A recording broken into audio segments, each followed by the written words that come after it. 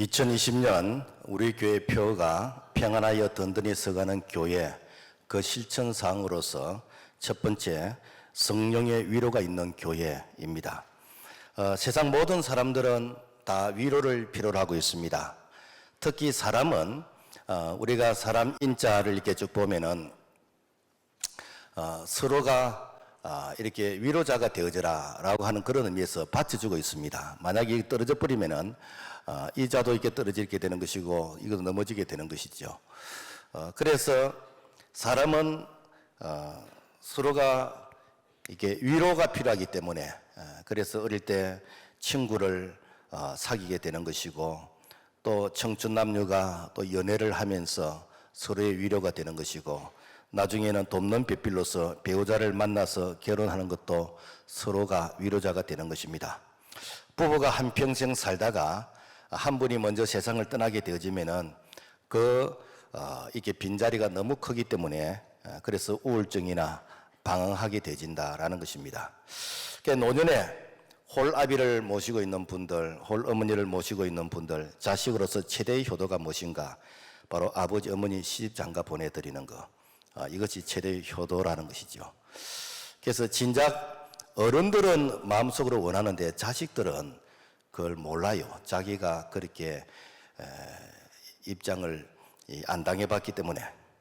요즘은 핵가족 시대다 보니까 자신의 외로움을 달래기 위해서 그래서 옛날에는 애완견이라 그랬는데 지금은 반려견이다. 그래서 동물도 사람처럼 정서적인 교감을 이렇게 나누면서 이렇게 가족처럼 위로가 이렇게 되어진다라고 해서 그래서 뭐 개를 자식처럼 생각하는 거예요. 그래서 뭐 아가 엄마 왔다. 그래서 개 엄마 개 아빠가 이제 생기게 되어지고 그래서 개 유치원도 생기고 개 호텔도 생기게 되는 것이고 뭐 개 장례식도 하고 뭐 개 치매 치료까지도 하게 되지고 정말 살기 좋은 개팔자 시대인데 이러한 위로는 사실 우리에게 필요하지만은 유한한 위로인 것입니다. 이것은 우리가 어떤 옆에 있을 때 참 목마를 때 사이다처럼 충격적인 잠시의 위로는 되지만은 영원한 위로가 되지를 못하는 것이죠. 그렇다면은 우리에게 영원한 위로가 있다면은 어떤 위로일까? 그것은 보혜사 성령의 위로를 받아야 된다라는 것입니다. 그래서 보혜사 이게 성령의 위로를 받아라. 예수님께서는 요한복음 14장 16절의 말씀 보면은 내가 아버지께 구하겠으니 그가 또 다른 보혜사를 너희에게 주사 영원토록 너희와 함께 하시리니 여기서 또 다른 보혜사라는 것은 이거는 영어로 different comfort가 아니고 이것은 another comfort. 그러니까 동일한 또 하나예요. 그러니까 다른 거 하나가 아니고 그러니까 이 또 다른 보혜사라는 것은 이 말 속에는 보혜사 한 분 예수님이 계시고 또 예수님과 동일한 보혜사가 한 분 계시는데 그분이 성령님이시다라는 것입니다. 그래서 그냥 성령이라고 하면 되는데 왜 보혜사라고 그러는가? 이 성령의 역할이 보혜사 역할이에요. 그러니까 보혜사는 뭔가 하면은 우리 곁에서 보호하고 위로하고 이렇게 도와주신다라는 그런 의미가 있습니다. 그래서 이 보혜사를 갖다가 파라클레토스, 이 파라클레토스는 곁에서 늘 함께한다라는 그런 의미가 있습니다. 자, 그렇다면은 왜 또 다른 보혜사가 오셔야 되는 거예요? 예수님 한 분 오셨으면 되는데 왜 예수님과 동일한 영이 또 오셔야 되느냐? 그 이유가 무엇인가? 예수님이 육신으로 계실 때는 시공간의 한계를 받았습니다. 그러니까 예수님 곁에 있는 사람들은 예수님을 볼 수 있었고 예수님과 대화를 나눌 수 있었지만은 그러나 저 먼 데 있는 사람들 또 예수님 이후의 세대 사람들은 예수님을 만나지도 못하는 것이고 예수님을 뭔가 이게 대화가 이게 소통이 될 수가 없지요. 그래서 예수도 그분과 동일한 보혜사가 오심으로 말미암아 2000년 전에 계셨던 예수님을 오늘 이 시대에 성령으로 우리가 만나게 되는 것이고 그분과 동행하게 되지는 이런 은혜가 또 다른 보혜사 성령께서 오심으로 말미암아 오늘 우리가 예수님을 만나게 되는 줄로 믿습니다. 그래서 그 보혜사는 시의 공간을 초월해서 방문을 닫아놔도 이렇게 오실 수 있는 것이고, 그리고 아무리 시간 세월이 지난다 할지라도 성령님은 우리와 동행하시기 때문에 영원히 우리와 동행하시는 그분이 바로 보혜사 성령님이시다라는 것입니다. 어떤 상담학자가 병원에 입원한 환자에게 이런 질문을 했습니다. 당신이 고통을 당할 때 어떤 사람이 가장 위로가 되었습니까? 라고 질문해 봤습니다. 내가 입원해 있을 때 목사님이 오셔서 참 좋은 말씀 전해주시고 기도해 주시는데 이것도 위로는 되었지만 큰 위로는 되지를 못했습니다. 내가 입원해 있는 동안에 맛있는 걸 사와서 이렇게 간식을 이렇게 내게 전달해 주는 그 부분도 기분은 좋았지만 큰 위로는 되지를 못했습니다. 내가 병원에 입원해 있는 동안에 뭐 병원비 걱정하지 말고 그래서 빨리 건강 회복하라고 이렇게 물질적으로 지원해 주는 사람 참 위로는 되었지만 큰 위로는 되질 않았습니다. 그럼 도대체 뭐가 큰 위로가 되어졌는가? 이것은 그냥 말없이 내 곁에서 내 얘기를 들어주고 옆에 앉아서 시계를 보지 않고 이렇게 묵묵히 오래 앉아 있어 주는 그 사람이 가장 큰 위로자가 되어졌다라는 것입니다. 여러분, 우리가 병문안 가면 어떻게 됩니까? 사실 뭐 환자는 오래 있어 주기를 바라는데 우리는 빨리 나오려고 하잖아. 그러니까 사실은 큰 도움이 안 되는 것이죠. 요양병원에 가면은 이 의사가 말을 안 해도 천수를 안 돼요. 그래서 이 병문안 온 사람들 딱 보면은 다 천수가 다 구분이 된대. 응? 그 요양병원에 이 할머니가 입원해 계시면은 그 할머니 옆에 앉아가지고 뭐 떠먹여주고 얘기하고 뭐 만지고 하는 사람은 딸이래요. 그런데 그 옆에서 뻘쭘하게 서가 있는 사람은 사이고, 그리고 문간에 서가지고 이렇게 먼 산 보고 뚫레뚫레 하는 사람은 아들이고, 그리고 문 밖에서 괜히 전화도 안 오는데 전화 들고 막 이렇게 전화하고 있는 사람은 며느리고. 그런데 우리 교회 며느리는요, 아닙니다. 딸 같은 며느리요. 다른 동네는 그렇대요. 여러분, 곁에서 있어준다는 거 이게요 참 정말 감동입니다. 초대교회는 정말 힘들고 어려울 때에 동족 유대인들의 핍박이 있었고 로마의 네로 황제의 핍박이 있었고 그리고 로마 식민지로부터 엄청난 사회적으로 참 여러 가지 이렇게 환경적으로 고통을 당할 그때에 교회가 평안하고 든든히 서갔다는 거예요. 어떻게 평안하고 든든히 서갈 수 있었는가? 바로 그것은 그들이 오순절 성령의 충만함을 받고 성령 충만을 받음으로 말미암아 그래서 이웃을 이웃이라 생각하지 않고 내 형제 자매 그냥 내 몸처럼 사랑함으로 말미암아 그래서 힘들고 어려울 때 내 곁에 있어주고 그리고 나를 도와주는 그분들로 말미암아 이렇게 평안하여 든든히 서갈 수 있었던 바로 그런 교회, 초대교회 아름다운 신앙의 모습인 것입니다. 그렇다면 구체적으로 성령의 위로가 무엇인지 우리가 한번 살펴보기를 원하는데, 자, 교회에 임하신 성령, 교회에 임하신 성령인데, 교회의 성령이 임하심으로 말미암아 어떻게 된가? 교회가 탄생이 됐다. 탄생.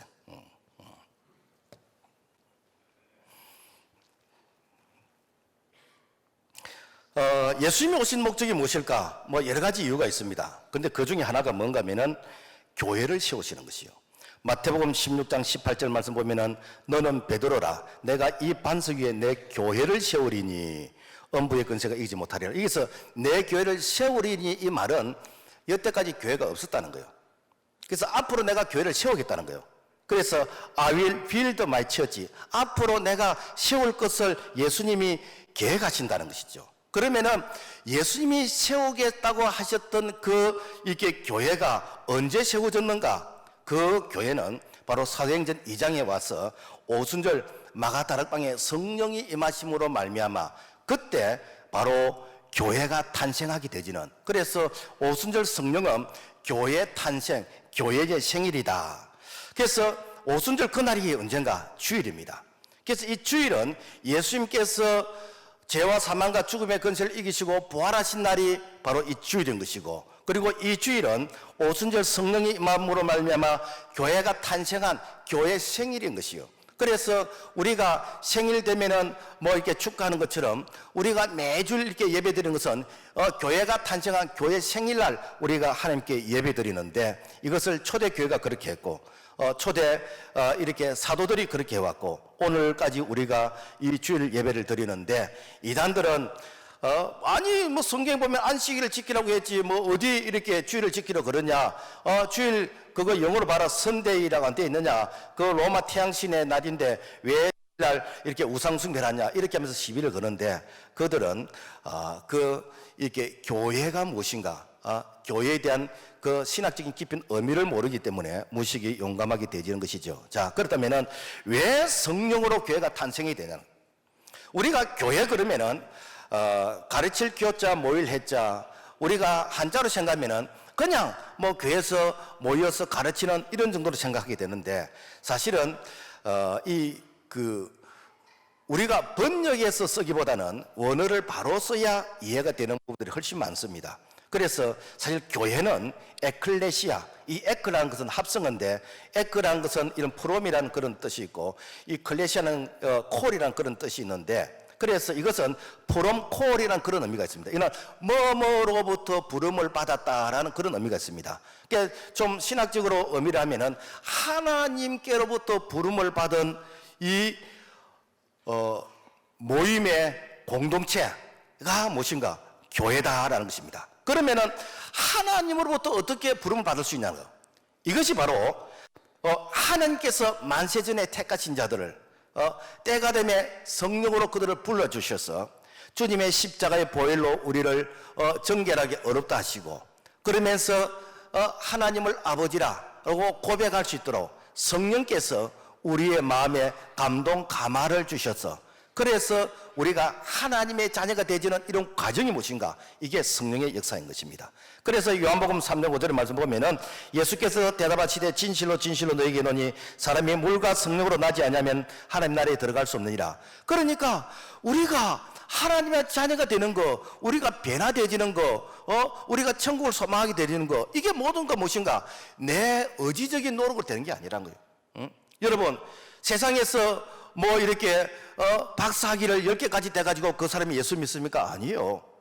내가 비록 가방끈이 짧고 농구를 할지라도 성령께서 그 사람의 마음속에 하나님이 믿어지고 천국이 소망되지도록 성령께서 그 사람에게 감동 감화시켜 주심으로 말미암아 영의 눈이 열려지게 되는 것이고, 영의 귀가 열려지게 되는 것이고, 우리가 신앙의 고백을 하게 되는 이 과정이 무엇인가? 이게 성령의 역사라니. 그러니까 이 교회는 성령의 공동체입니다. 그래서 고린도전서 12장 3절의 말씀 보면은 그러므로 내가 너에게 알리노니 하나님의 영으로 말하는 자는 누구든지 예수를 저주할 자라 하지 아니하고 또 성령으로 아니하고는 누구든지 예수를 주라 할 수 없느니라. 그러니까 하나님의 영 성령이 우리 속에 임해야 하나님 아버지가 가능한 것이고, 예수가 나의 구원자라고 고백하게 되는 것이요. 그래서 우리가 이렇게 구원의 확신을 가지게 되는 거, 이거는 전적으로 성령의 역사라는 것입니다. 그래서 이 성령이 우리 마음속에 임하게 되지면은 너는 하나님의 자녀야, 너는 이렇게 천국 백성이야 라고 하면서 성령이 우리 마음속에 인을 쳐주신다. 그래서 에베소서 1장 13절 말씀 보면은 구원의 복음을 듣고 그 안에서 또한 믿어 약속의 성령으로 인치심을 받았으니, 여기 인이라는 것은 우리가 무슨 서류를 작성할 때 이름 옆에 인돼 있잖아. 그러면 도장 찍으라 그 말이거든. 도장. 응? 자, 그래서 우리가 서류에 도장 찍는 것은 사실 뭐 비를 맞거나 세월이 오래 지나게 되면 이게 탈색이 되지고 이게 번지게 됩니다. 그렇지만은 이 성령으로 인을 찍으면요, 이거는 탈색되거나 변질되질 않아요.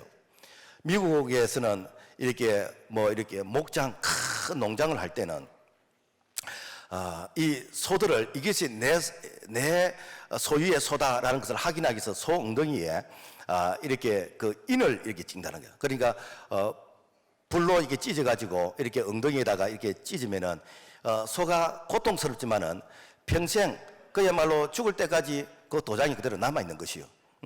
하나님께서 성령의 불로 우리 가슴 속에 인을 쳐준다는, 그러면은 아무리 세월이 지나도 우리의 신앙이, 우리의 믿음이, 우리의 구원의 확신이 흔들리지 않는다는 거예요.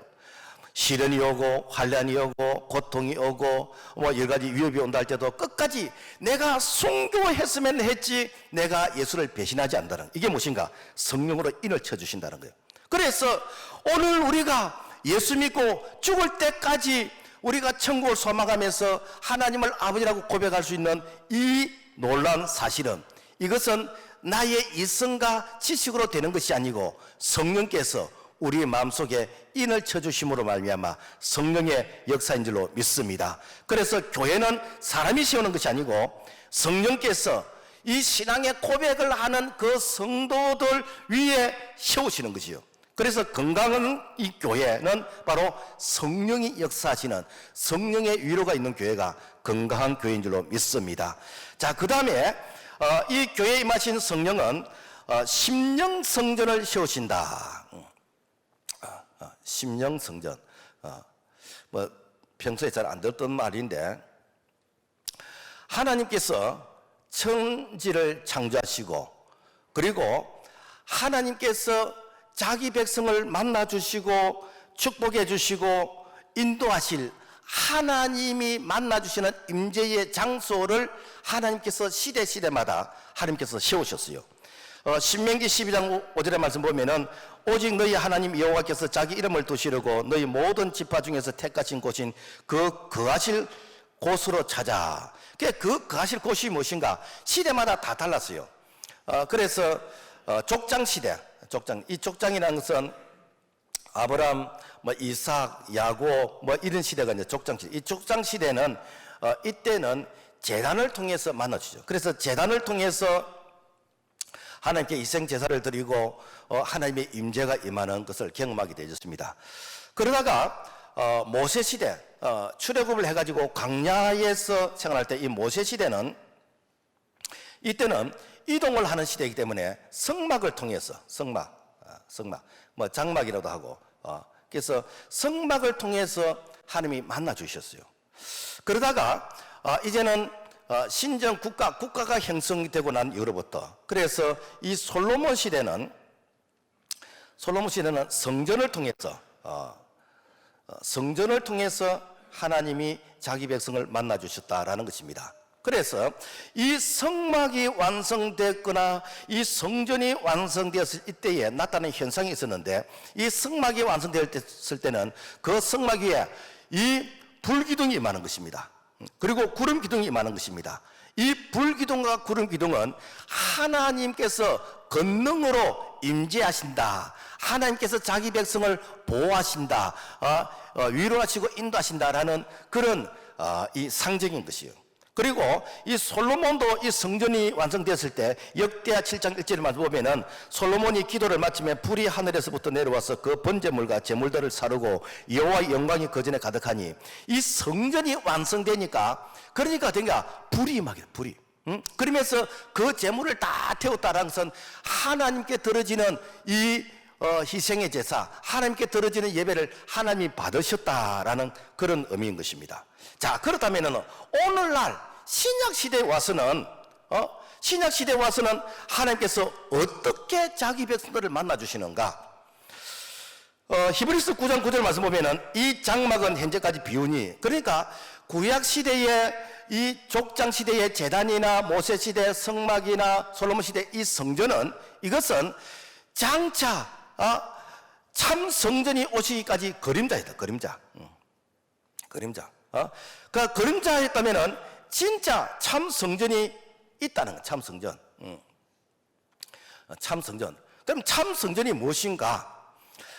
예수님께서 십자가에 달려 죽으시기 전에 이런 말씀을 하셨습니다.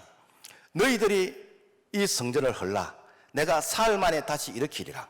그랬더니 사람들이, 아니 이 성전은 46년 동안 세운 것인데 자기가 어떻게 성전을 허물며 사흘 만에 다시 이렇게 세웠다고 하는가? 자기가 뭐 이렇게 뻥을 쳐도 너무 많이 뻥을 친다. 이건 그야말로 있을 수 없는, 그래서 이 조금 정상이 아니다라는 그런 식으로 이 예수님을 이렇게 비웃었습니다. 그런데 예수님께서 십자가에 달려 죽으시고 3일 만에 부활하시고 그리고 성천하시고 성령이 이제 오순절 임함으로 말미암아 그때 예수님께서 너희들이 이 성전을 헐라 그러면은 내가 사흘 만에 다시 일으키라는 그 말씀이 자기 몸을 죽여도 죽음이 끝나는 것이 아니고 3일 만에 다시 이렇게 세우는 이 성전을 이 부활로서 의미하구나 라는 것을 나중에 알게 되었습니다. 그래서 예수 그리스도 그분께서 죽으시고 부활하시고 성전하시면서 그분이 또 다른 보혜사로서 예수 그리스도와 그분과 동일한 이 보혜사 성령이 임하시는 곳마다 심령 성전이 되는 줄로 믿습니다. 그래서 오늘 이 시대에는 신약 시대는 무엇인가? 신약 시대는 하나님께서 어떻게 만나 주시는가? 바로 심령 성전이 임하는 곳에 하나님께서 만나 주시는 것입니다. 자, 그렇다면은 이제 혼란이 생기는 겁니다. 응? 아니, 나도 예수 믿고 너도 예수 믿고 다 예수 믿는데 어떤 사람은 하나님께서 크게 축복하시는 것 같고 하나님께서 크게 사랑하시는 것 같고 그런데 나는 예수 믿고 내가 신앙생활 해도 참 구원은 내가 받은 것 맞지만은 하나님의 은혜와 이 축복을 내가 크게 받지 못하는 이런 부분에 대해서 이제 갈등이 생길 수 있습니다. 갈등이 생길 수 있는데 그런데 중요한 것은 이 성막이나 성전이 완성되었을 때 불이 임했어요. 하나님께서 우리에게 심령 성전이 완성되도록 하시는데 그래서 우리 가운데 심령 성전이 임하면서 그 심령 성전이 완성되어가는 이 과정이 무엇인가? 오늘 우리가 신앙생활하고 있는 각자의 모습인 것입니다. 그래서 하나님께서 우리에게 이 심령 성전이 빨리 세워지고 그리고 완전하게 세워지도록 하기 위해서 그래서 하나님께서 우리에게 어떻게 하시는가? 우리가 말씀대로 살도록 하는 것이고 경건의 삶을 살게 하는 것이고 우리가 우리의 마음이 하나님 중심, 말씀 중심, 교회 중심 이렇게 그 중심이 하나님의 나라 중심이 되도록 우리를 인도하시고 또 우리를 훈련시키시고 또 우리를 헌신하게 하시는 거예요. 그래서 우리의 심령 성전이 가장 빨리 완성되는 그 방법이 무엇인가? 눈에 보이는 성전을 통해서 우리의 속 사람의 성전이 완성되는 이 방법을 하나님께서 오늘날 또 쓰신다는 거예요. 그러니까 이스라엘 백성들이 눈에 보이는 성전을 완성하기 위해서 막 애를 썼는데 그 성전이 완성되고 나니까 학개서 1장에 보면은 2장 1절 19절 보면은 오늘부터 내가 내게 복을 주려 그랬거든요. 그래서 그 진행된 과정 속에는 복이 없었어요. 완성되고 나니까 복이 임했어. 오늘도 마찬가지입니다. 우리가 눈에 보이는 성전을 짓기 위해서 그래서 우리가 헌신하고 우리가 이렇게 기도하고 우리가 하나님 앞에서 충성 봉사하고 참 어렵고 힘든 가운데서도 최선을 다하는 이런 삶이 무엇인가? 우리의 심령 성전을 세워가게 하시는 하나님의 특별한 방법이라는 것이죠. 하나님께서는 이렇게 성전을 세우실 때에 대기업을 통해서 LG나 삼성이나 현대나 이런 대기업을 통해서 절대 그렇게 안 합니다. 교회를 지을 때 대기업을 통해서 하지 않습니다. 그리고 어떤 특별한 돈 많은 사람을 통해서 또 하지 않습니다. 그냥 평범한 사람들, 그야말로 그만한 이런 보통 사람들, 그래 그 힘들고 어려운 그런 가정 속에서 아이들 돌반지 그다음에 결혼 반지 그러면서 참 힘들고 어려운 그런 가운데서 쪼개서 이렇게 헌신하게 하시는데 이것은 무엇인가? 너의 보물이 있는 곳에 너의 마음이 있고 그래서 너의 헌신을 통해서 너의 마음이 하나님을 향하도록 너의 마음의 심령 성전이 세워지도록 하나님께서 우리를 이렇게 연단하시는 훈련하시는 하나님께서 축복하시는 원리인 것입니다. 우리가 이렇게 월드컵 출전한 이 축구 선수들 사실은 월드컵에 나가기 전에 이렇게 훈련을 하는데 그 훈련이 그야말로 극기 훈련인 것이고 지옥 훈련입니다. 그러면은 그 훈련 과정을 놓고 보면은 도망가고 싶다, 나는 피하고 싶다, 나 안 하고 싶다 이런 생각이 듭니다. 그런데 이 월드컵에 이제 그 경기에 출전하게 되면은 전 세계 사람들이 그 월드컵 그 경기, 축구 경기를 보는 거라. 보면서 되는가? 와, 저 선수 대단하네. 야, 저 선수 스카우트 되겠네. 야, 저 선수, 야, 이렇게 내가 눈도장 찍었어. 응? 그러니까 내가 훈련받고 내가 열심히 했던 것이 내 자신의 몸값에 대한 평가가 이제 주어지는 그런 기회가 있는 것이요. 그게 뭡니까? 박지성이고 이영표 아닙니까? 그러니까 그야말로 나라는 사람의 믿음의 몸값, 나라는 사람이 어떤 이렇게 믿음의 사람인가라는 그 이 몸값의 그 가치가 심령성전이 세워질 때에 하나님께서 그 사람을 각자 하나님께서 다르게 축복하신다는 거죠. 그래서 학개서 2장 19절 말씀 보면은 오늘부터는 내가 내게 복을 주리라. 이 말은 뭔가 하면은 내가 그동안에 너희들의 심령성전을 세우기 위해서 내가 너희들에게 숙제도 줬고 내가 너희들에게 할 일거리를 줬는데 너희들이 얼마나 이것들을 잘 감당해 왔는가. 이제부터는 내가 복을 주겠는데 너희들이 행한 대로 복을 주겠다. 우리의 심령성전이 어떤 사람은 평생 공사 중으로 세우다가 끝나버리고 어떤 사람은 이 심령성전이 끝남으로 말미암아 하나님의 영 성령이 불같이 임하면서 이제 그 사람에게 이 위로를 주시는 바로 이러한 은혜가 바로 심령성전, 오늘 우리의 가슴 속에 이 하나님의 성전이 완성된 자들을 향해서 하나님이 축복하시는 원리인 것입니다. 그래서 초대교회 성도들은 그들이 환난을 당하고 핍박을 당하고 고난을 당하고 어려움을 당하는 이런 과정 속에 하나님의 영 성령이 내 안에 임함으로 말미암아 내 안에 이 심령 성전이 완성되어가는 이 과정으로 여기있기 때문에 그들은 기쁨으로 이 모든 수고를 그들이 다 이렇게 받아들일 수 있어요. 실제로 그들이 심령 성전이 완성됨으로 말미암아 그들을 통해서 많은 사람들에게 복음이 전해지게 되는 것이고 그리고 이제 그리스도의 사랑이 전해지게 되는 것이고 참 이렇게 작은 자를 통해서 지중해가 복음이 되는 것이고 로마가 복음이 되기까지 이 모든 과정이 무엇인가? 바로 하나님께서 이 시대에 쓰시는 심령성전, 바로 심령성전이 완성되었을 때 하나님이 쓰시는 원리인 줄로 믿습니다. 자, 그렇다면은 이 성도들에게 임하신 성령을 한번 살펴봅시다. 성도들에게 임하신 성령. 성도들에게 이 성령이 임하게 되면 제일 먼저 거룩하게 하신다. 거룩하게. 이 거룩이라는 것은 뭔가 하면 구분되다라는 그런 뜻입니다. 물과 기름이 구분되는 것이요.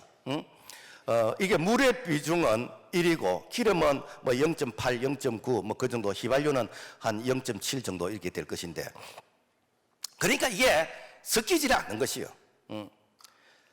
그러니까 성령이 임하게 되어지면요, 우리 마음속에 이 죄악이 들어오면은 이 죄와 이 성령은 혼합이 안 되는 것이요. 그래서 내 안에 이 성령이 임하게 되면은 죄가 들어오면요 거부반응을 일으킵니다. 왜? 한 방에 같이 살 수 없기 때문에. 그럼 한번 물어봅시다. 교회 오기 전에 술 끊고 담배 끊고 노름 끊고 외도하는 거 다 끊고 교회 와야 됩니까? 아니면은 교회 와서 끊어야 됩니까? 여러분요, 교회 와서 성령 받으면 자동적으로 끊어집니다. 교회 와서 내가 성령 받으면은 성령이 내 안에 임하시게 되어지면은 여러분, 이 죄가 내 몸에 들어오면요, 내 몸이 성전인데 이 성전을 더럽힌 게 들어오면은 거부반응이 일어나. 그래서 술을 마시면은 체질적으로 구역질이 난다든지, 담배를 피우면은 내 몸에 어떤 알레르기 반응이 나타난다든지, 내가 죄를 지으려고 그러면은 그야말로 하나님의 어떤 이 징계의 사인이 온다든지, 이게 무엇인가? 성령께서 간섭하시는 것이요. 그러니까 여러분요, 뭐 술 끊고 담배 끊고 오라가 아니라 교회 와서 은혜 받으면, 성령 받으면 자동적으로 끊어집니다. 할렐루야. 여러분, 이런 분들이 얼마나 많습니까? 그래서 고린도전서 6장 11절 말씀 보면은 하나님의 성령 안에서 씻음과 거룩함과 어렵다 하심을 받았느니라. 그리고 로마서 15장 16절 성령 안에서 거룩하게 되어. 그래서 이 성령은 우리를 거룩하게 하시는 분인데, 내가 아무리 그야말로 이 죄악의 그런 홍수 가운데 있다 할지라도 우리가 성령의 기름 부으심을 받게 되어지면은 그 죄악 속에서도 우리가 오염되지 않는 것은 성령께서 우리를 보호하시고 지켜주시는 것이요. 그래서 갈라디아서 5장 16절 보면은 너희는 성령을 따라 행하라. 그리하면 육체의 욕심을 이루지 아니하리라. 그래서 우리가 성도가 되어지고 우리가 거룩하게 살 수 있는 그 비결은 오직 성령 받으면은, 성령 충만 받으면은 가능한 줄로 믿습니다. 그 다음에 이 성도들에게 이 성령이 임하게 되지면요, 어떻게 되는가? 모이게 힘쓰게 된다. 모이게 된다. 이 초기 그 마가 다락방에 모였던 이 성도들은요, 전부 다 개성이 강한 사람입니다. 이 개성은 강아지 애미 같은 그런 성질들이요. 그러니까 전부 다 따로국밥이요, 콩알 같은 자들이요, 다 이게 독특한 성질을 가지고 있어요. 그런데 이 콩알 같은 이런 사람들이 가마솥에 콩을 팍 넣고 그 다음에 이렇게 불을 지피면은 이게 삶겨. 그러면은 이 콩을 삶아 가지고 이렇게 찌우면은 이게 메주가 되죠. 그래서 이 성령의 이 충만을 받게 되지면은 콩알 같은 사람들이 한 메주 덩어리가 되는 것이요. 이게 무엇인가? 바로 하나 되는 원리라는 것이죠. 그래서 이 초기 마가 다락방에 보면은 사도행전 1장 14절 여자들과 예수의 어머니 마리아와 예수의 아우들과 더불어 마음을 같이하여 오로지 기도에 힘쓰니라. 마음을 같이 할 수 없는 사람들이요. 여러분 봐보세요. 예수님이 십자가에 당할 때 너들 거기서 뭐 했느냐 따지고 책임을 묻고 오늘날 정치인들처럼 이렇게 하면요, 절대로 하나 될 수 없습니다. 그런데 그들이 하나 되게 된 것은 오직 성령의 역사인 것입니다. 그래서 에베소서 4장 3절 말씀 보면은 평안에 매는 줄로 성령이 하나 되게 하신 것을 힘써 지키라. 그래서 성령이 임하게 되어지면은 여러분, 그 사람이 학연이 다르고 지연이 다르고 그 사람이 뭐 이렇게 정당이 다르고 다 다르다 할지라도 성령은 예수 안에서 진리 안에서 하나 되게 하신 줄로 믿습니다. 성령은 하나 되게 하는 것입니다. 오늘날 우리가 한국 사회를 바라보면서 참 안타까운 것은 편가르기를 하는 거예요. 네 편, 내 편, 다 편을 나눠놨어. 심지어는 교회 안에까지 편이 있는가 싶어서 목사의 이게 마음은 참 무겁습니다. 여러분, 세상에서는 그러하다 할지라도 교회에서는 편이 있으면 안 돼요. 우리는 예수 편 외에는 없어야 되는 것입니다. 왜? 성령이 하나 되게 하시기 때문에. 그래서 이 성령은 전부 다 아무리 출신이 다르고 배경이 다르다 할지라도 예수 안에서 우리가 한 세례를 받았고 우리가 예수 안에서 한 몸이 되어졌고 우리가 예수 안에서 이 구원받았기 때문에 우리는 예수로 말미암아 하나 되어야 되는 거예요. 그런데 어쩌다가 오늘날 한국 교회가 이렇게 네 편에 이렇게 가담이 되어져 가지고 그래서 이렇게 내 편은 사기를 치고 불법을 행해도 내 편이니까 덮어줘야 되는 것이고 상대편은 뭐 좋은 일을 해도 저것이 이렇게 무슨 문제가 있는 것이 아니지 시비를 걸어봐야 되는 것이고 그래서 그야말로 편가르게 하는 거, 이거는 한국 교회 책임인 것입니다. 세상 사람들 책임이 아니에요. 한국의 교회 정부 당국에서 조사한 바에 의하면은 한국의 이 교인들이 960만 명이에요. 이 불교인이 한 680만 명 정도 되어지고, 그리고 천주교인이 한 460만 명 정도 되어지는데, 여러분 960만 명이 되지는 한국교회 성도들이 하나 되는 일에 힘썼다면 오늘 한국 사회가 이렇게 됐겠습니까? 뭐 때문에 여러분 지연이 만들어졌습니까? 교회가 교회로서 사명을 감당하지 않았기 때문에, 교회가 세상과 같이 짝짝꿍하면서 교회가 신부로서의 순결을 버려버렸기 때문에 오늘 한국 사회가 이렇게 된 거 아닙니까? 오늘 우리가 모이기에 힘쓰게 되는 것이고 하나 되게 되는 것은, 이것은 오늘 성령이 하나 되게 하심으로 말미암아 교회가 만들어지게 되는 것이고, 교회의 사명은 예수 안에서 성령으로 진리 안에서 하나 되게 하는 것이 교회의 사명인 줄로 믿습니다. 여러분, 우리가 이 숯불을 이렇게 모아놓으면은요, 이 숯불의 이 중심 온도가 한 700도, 한 800도 정도 된대요. 요즘 사람은 뭐 대장간에 이게 낫이나 뭐 칼이나 이런 그 불에 구워 가지고 다시 이게 따듬어서 하는 거 이런 거 잘 몰라요. 그런데 옛날에 그 대장간에 이 낫이나 이런 그 칼, 호미 같은 거 이런 걸 다시 불에 구워서 다시 이렇게 만들어서 이렇게 쓸 때 그래서 사실은 그 이게 이제 조선 칼이라 그러잖아요, 그죠?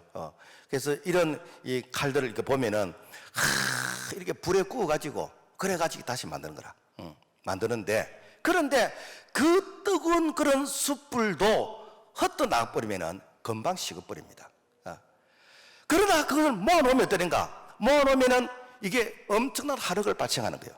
화력을 발생하는데 그런데 우리가 장작불은 그렇게 안 뜨거워요. 장작불은 그 장작이 한번 타고 난 것을 숯으로 모아가지고 이 숯에다 불을 붙일 때에 이게 엄청난 화력이 생기는 것이요. 무슨 얘기냐면은 여러분 우리가 끄슬리 가지고는 우리에게 예수의 사랑, 우리 속에 이 성령의 뜨거움, 성령의 능력이 나타나지 않는 거예요. 우리가 한번 타버려야 됩니다. 성령의 불에서 한번 타버려야 됩니다. 그때부터는 어떠는가? 네 편, 내 편이 없어지고 예수 안에서 하나가 되어지는 것이요. 그래서 오순절 성령은 무엇인가? 불같이 임했어요. 그러니까 다 따로 이런 개성이 강한 이런 사람들이 하나 될 수 있던 그 비결이 무엇인가? 오순절 성령의 불을 통해서 그들이 하나 될 수 있는 그런 은혜가 임하게 된 줄로 믿습니다. 말세가 되면 될수록 사람들이 자꾸만 개인주가 되어지요. 자꾸만 뭐 집에서 내가 뭐 큐티 한다 그러고 집에서 가정 예배 드린다 그러고 뭐 집에서 CT에서 틀어놓고 이렇게 예배 드린다 그러고 어쨌든지 여하튼 모이는 것을 이렇게 해피하려고 여러 가지 변명을 갖다 댑니다. 그런데 여러분요, 이게 말세가 되면 될수록 이 모이기를 피하는 이것은 하나님의 뜻이 아닙니다. 이것은 마귀 사탄이 좋아하는 것입니다. 그래서 주님 오신 그날이 가까우면 가까울수록 우리는 모여서 기도하고 모여서 예배드리고 모여서 은혜를 나눌 때 나는 약하지만은 모이면 힘이 강해지게 되어지는, 모이면 뜨거운 에너지 열이 나타나게 되어지는 그런 은혜가 임하게 될 줄로 믿습니다. 그 다음에 이 성도들에게 이 성령 임하면요, 기도를 도우셔요. 기도를 도우십니다. 어떤 사람은 그럽니다. 목사님, 기도가 안 되는데요. 그래서 뭐 기도 서점에 가서 기도책을 사서 읽어보기도 하고 외워보기도 하고 뭐 이렇게 해도 그 기도 사실 잘 안 됩니다. 왜 그런가? 이 기도는 성령의 영역입니다. 누가복음 11장 13절 너희가 악할지라도 자식에게 좋은 것을 줄 줄 알거든 하물며 구하는 자에게 성령을 주시지 않겠느냐. 성령 달라고 기도해봐라. 성령 달라고 기도하면요, 성령이 임하게 되어지면은 이 막혔던 것이 뚫어지게 되는 것입니다. 본물 터지게 되어집니다. 그래서 성령 받으면요, 성령께서 우리의 이 모습을 지지게 해주시는 거예요. 그래서 성령 안에서 내가 회개하게 되어지면은 이 사도행전 2장 38절 너희가 회개하여 성령을 선물로 받으리니, 그 회개하면은 성령을 선물로 주시는데 그때부터 성령이 우리를 도우시는 거예요. 그때부터 성령이 우리가 뭘 기도해야 되는지, 하나님이 기뻐하신 게 무엇인지, 그리고 앞으로 우리가 해야 될 일이 무엇인지 성령이 다 도와줘요. 성령이. 그래서 로마서 8장 26절과 27절 말씀 보면은 성령도 우리의 연약함을 도우시나니 우리는 마땅히 기도할 바를 알지 못하나 오직 성령이 말할 수 없는 탄식으로 우리 위하여 친히 간구하시느니라. 이는 성령이 하나님의 뜻대로 성도를 위하여 간 것입니다. 우리가 성령 안에서 기도하면요, 여러분 꼬불꼬불한 인생 안 삽니다. 뱅글뱅글 도는 인생 안 삽니다. 여러분 역행하는 인생 안 삽니다. 성령이 우리의 스승이 되어주시고 성령이 우리 곁에서 보호하고 위로하시고 성령이 우리를 도와주시기 때문에 우리가 직선을 향해서 걸어갈 수 있습니다. 기도는 성령의 영역이에요. 그래서 우리가 성령 달라고 기도해야 되는 것이에요. 성령을 안 받으니까 기도가 힘들어지는 것이고, 기도하라 그러면 5분을 못 넘기고, 왜 그렇습니까? 기도는요, 이게 지식으로 정보로서 되는 게 아니에요. 내 안에 계시는 성령이 나를 통해서 나타나셔야 되는 것입니다.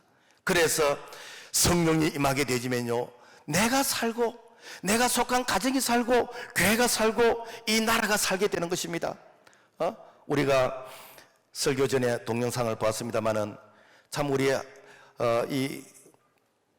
이 조선이 일본 식민지 하에 있을 때 참 암울한 시대에 민족의 희망이라고는 참 이렇게 찾아보기 힘든 그때에 평양의 장대교회에서 대부흥운동이 일어났습니다. 그때 대부흥운동이 뭐지? 회개운동이요. 회개운동이 일어나니까 성령이 역사하게 되지는데, 그러면서 그런가 북한 전역을 그야말로 이 복음화시키는 그런 놀라운 역사가 일어나게 됐습니다.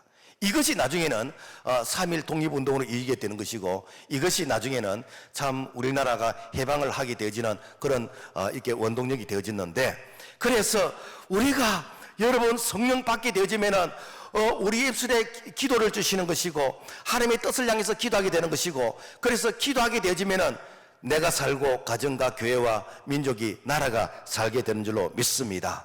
그 다음에 이 성령이 성도들에게 임하게 되면요, 이 전도를 도우십니다. 전도를 도우시는 거예요. 사람들은 전도가 힘들다 그럽니다. 힘듭니다. 왜 그런가? 성령을 안 하니까 힘들어요. 성령의 도움을 구하지도 않은 거예요. 이 성령은 살리는 영이에요. 그래서 내가 기도하면요, 회심의 역사가 일어나는 거예요. 내가 기도 많이 하면요, 하나님께서 아무개는 어떻게 할 것인데, 누구는 어떻게 할 것인데, 성령께서 우리에게 거룩한 부담을 주시는 것이요. 그래서 사도행전 4장 31절 말씀 보면은 빌기를 다음에 모인 곳이 진동하니 무리가 다 성령이 충만하여 담대히 하나님의 말씀을 전하니라. 내가 뜨겁게 기도하고 하나님께 부르짖고 기도했더니 성령이 임하시면서 그때부터 그러니까 입술에 생명의 말씀, 하나님의 말씀이 전해지게 되어지는 것입니다. 여러분, 지금 우리나라가 세계에서 출산율이 가장 낮대요. 지금 출산율이 1점 1점 얼마 그 정도 되는 거예요. 그런데 1960년대 산하 제한을 하기 전에는 평균 출산율이 4점 얼마 이 정도 됐어요. 그러니까 보통 이렇게 5, 6, 7, 8 그래서 그 시대에는 이 밥그릇을 다 세지를 못하니까 그냥 큰 양푼위에 밥 담아 놓고 그래서 4-5명은 같이 먹었어요. 그래서 그 시대 사람들은 이 밥 먹는 속도가 되게 빠릅니다. 왜? 빨리 이 한 번 더 이 공격을 해야 내가 한 숟가락 더 먹게 되는 것이지, 이 내 것이 이렇게 구분이 안 돼 있는 그런 시대예요. 그래서 저는요, 밥 속도가 되게 빠릅니다. 반찬 늦게 오면 밥 다 먹어버려요. 그런데 여러분요, 우리가 국가의 정책에 대해서 우리가 시행이 되는데 하나님의 말씀을 근거로 해서 아닌 것은 거절해야 됩니다. 왜 그런가? 세상의 법 위에 상위 법이 하나님의 말씀의 법이요. 성경은 생육에서 번성하고 충만하고 정복하고 다스리려고 했는데 우리가 하나님의 말씀을 역행을 했어. 그게 무엇인가? 오늘날 산하 제한의 세대들이 50대, 60대들이요. 이분들이 앞으로 10년, 20년 되면은 다 이제 현직에서 은퇴하게 되는 것이고, 그래서 60년대는 인구 구조가 이렇게 삼각형 이런 구조였는데 앞으로 한 이제 10년, 20년이 되어지면은 이 구조가 이제 이런 구조가 이제 되죠. 이제 이런 구조. 그래서 노년층이 이제 많아지는 것이고 젊은 세대는 이제 점점 적어지는 이제 이런 역삼각형에 이제 가까운 이제 이런 구조가 만들어지게 되어지는데 그래서 앞으로 10년만 지나면 2030이 되면은 모든 면에서 인구 절벽이 나타납니다. 그래서 그때 되면은 인구가 적기 때문에 제일 먼저 이제 타격을 받는 것이 이렇게 대학가이고 그다음에 은행이고 이제 기타 등등 쭉 이런 이제 분석해 놓은 것이 있는데, 자 여러분, 그러면요 교회도 마찬가지입니다. 교회도. 그래서 그때 가면은 간판은 줄어들지 안 들지 모르겠는데 이 교회도 교인들이 많게는 3분의 1 내지 2분의 1 정도 줄어듭니다. 왜? 세상 떠나게 되는 것이고 밑에서 안 받쳐주기 때문에. 그렇다면 어떻게 해야 됩니까? 여러분, 앞으로 그런 시대가 10년이에요. 그 10년을 우리가 바라보면서 그냥 멍하게 있겠습니까? 지금부터 우리가 대안을 치어야 됩니다. 그 대안은 딱 2가지입니다. 오늘부터 풀어야 됩니다. 오늘부터 공장 가동을 해야 됩니다. 그 방법이 하나가 있고, 그걸 못하겠으면 오늘부터 영적인 자녀를 생산해야 됩니다. 전도해야 됩니다. 그래서 내가 두 개 중에 오늘 한 가지를 하겠다는 그런 확신이 드는 사람만 예배 마치고 식사를 하시고, 난 아무리 생각해도 나는 앞에 것도 못하고 뒤에 것도 못하겠다라고 하시면 회개기도 하시고, 하나님께서 응답을 주실 때까지 회개기도 하시고, 그렇게 하셔야 됩니다. 그래서 하나님 사람들은 빨리 둘 만들고, 둘인 사람은 넷을 만들고, 이게 뭔가 우리가 하나님 말씀에 순종하는 거지요. 왜 순종을 안 합니까? 순종을 해야지. 응? 자, 여러분, 성령은요 생육 번성하라는 거예요. 그런데 우리가 하나님 말씀을 거절하는 것이요. 성령은 누구에게 전도해야 될 것인지, 어느 지역에 전도할 것인지 성령이 우리를 다 아시는 거예요.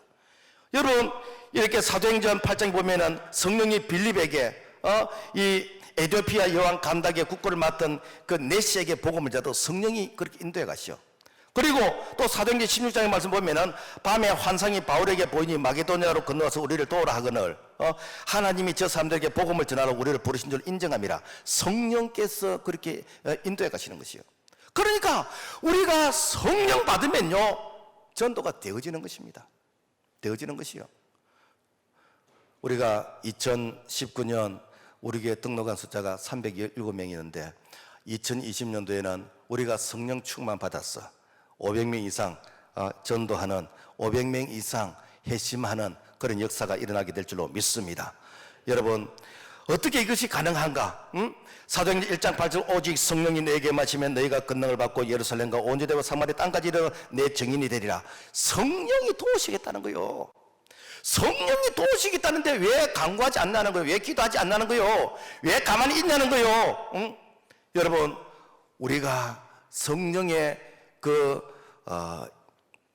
뜻을 거역하게 되지면요, 여러분, 우리가 열심히 해도 하나님께서 우리에게 도우시는 관심이 없습니다. 왜? 하나님은 나를 통해서 살리는 데 관심이 있어요. 살리는 데. 그 살리는 그 일 하라고 건강 주시고 물질 주시고 재능 주시고 믿음 주시고 사업을 형통케 하시고 그 일 하라고 도와주시는 거예요. 엄밀한 의미에서 무엇인가? 복음 전하는 그 일 하라고 하나님이 우리를 지금까지 살려주신 줄로 믿습니다.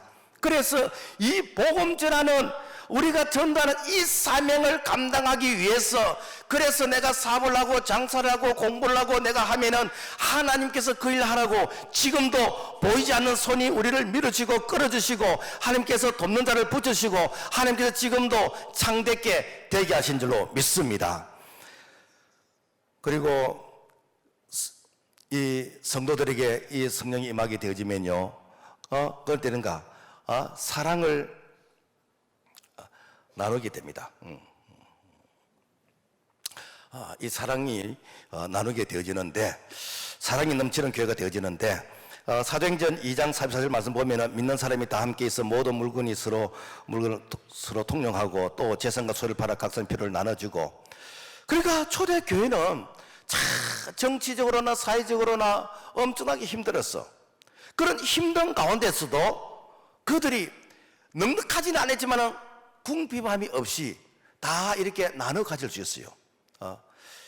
이것을 이제는 사회주의에서 표방해가지고 이제 공산주의 그 이론을 만들었다고 하는데, 여러분 사실은 성경이 말하는 것은 그런 뜻이 아니에요. 그런 뜻이 아닌데, 어쨌든 그 초대교회가 어렵고 힘들 때에 예수 그리스도 그분의 이 사랑, 이 성령의 충만을 받아서, 그래서 성도들을 남이라 생각하지 않고 형제라고 생각하는 것이고 내 몸이라 생각하는 것이고, 이 성도들의 어려움을 그야말로 나의 어려움으로 생각하고 이 재산과 소유를 팔아서 그들의 필요를 나눠주게 되죠. 그러니까 어떠한가? 넉넉하진 않았지만은 살아가게 되지는, 그래서 비로소 그리스도인이라 일컬음을 받게 되지는 그런 닉네임의 그런 좋은 별명을 얻게 되어졌습니다. 이게 무엇인가? 살리는 것이요. 어떤 학교에 백혈병으로 항암치료를 받고 있는 이 학생이 있었어요.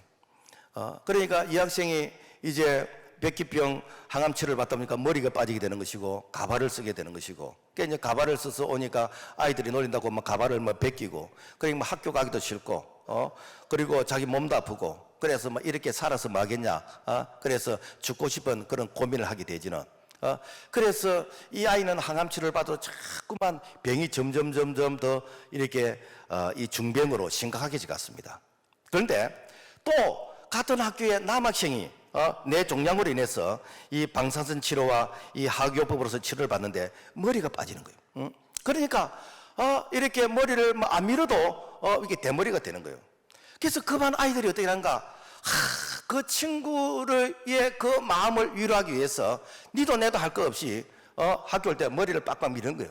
그러니까 누가 항암 치료를 받는지 모르게끔 그 반 아이들이 전부 다 친구를 해서 머리를 빡빡 이게 밀고 오는 것이요. 놀라운 사실은 그 반에 그 이렇게 항암 치료를 받는 그 아이는 점점점 병이 호전되어져서 나중에는 치유가 되어졌다라는 것입니다. 여러분, 이게 무엇입니까? 사랑이 살린다는 것이죠. 우리가 이렇게 내가 개인적으로 한 사람을 이렇게 도와서 살리는 것은 힘들지만은 우리가 힘을 모아서 한 사람 살리는 것, 이거는 너무 쉬운 일이에요. 교회의 역할이 무엇인가? 이걸 하는 것이죠.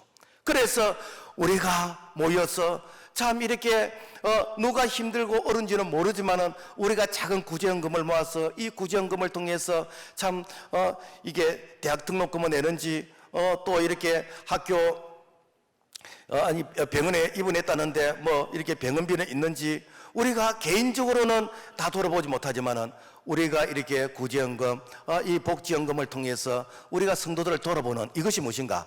바로 초대교회 성령이 임했던 이 사도행전 교회의 원리라는 것입니다. 말씀을 맺겠습니다. 여러분, 성령이 임하면은요, 여러분 되어집니다. 성령이 임하게 되지면은 내가 못한다고 포기하고 낙심하고 절망한 것이 아니라 성령 그분께서 나를 통해서 일하시게 되는 것이고, 성령이 나타나심으로 말미암아 성령이 임하는 곳마다 에너지가 넘치게 되는 것이고 살아나는 역사가 일어나는 줄로 믿습니다. 하나님 아버지 감사합니다.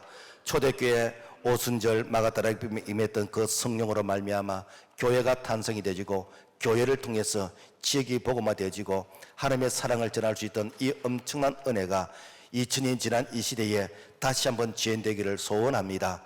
하나님의 우리 교회가 정말 성령의 위로가 있는 교회가 되게 도와주셔서 이름도 다르고 출신도 다르고 다 다르지만은 성령 안에서 하나됨을 경험할 수 있도록 도와주시옵소서. 예수 이름으로 기도합나이다. 아멘.